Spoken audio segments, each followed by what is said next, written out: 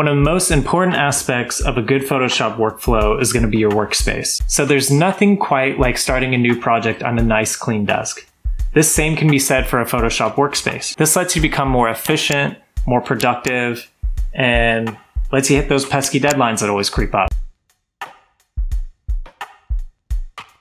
In this video, we'll briefly go over the workspace that best suits architecture students and architecture professionals. So let's jump right in.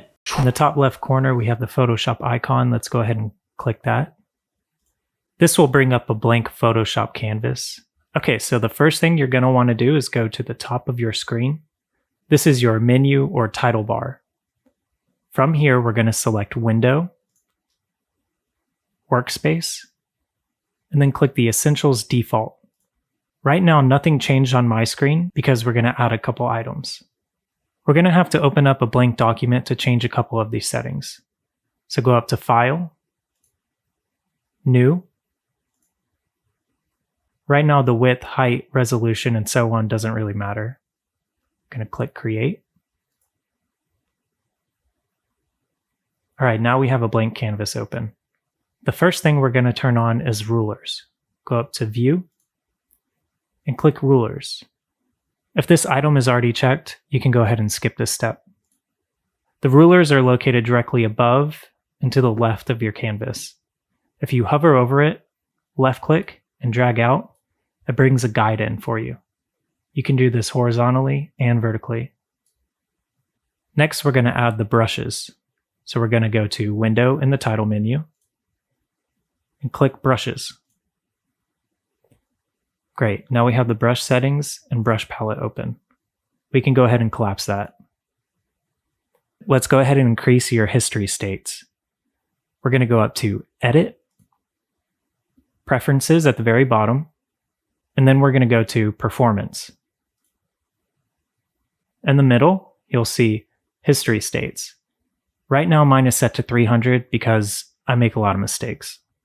If you were to increase this to 1,000, it would drastically decrease your Photoshop performance.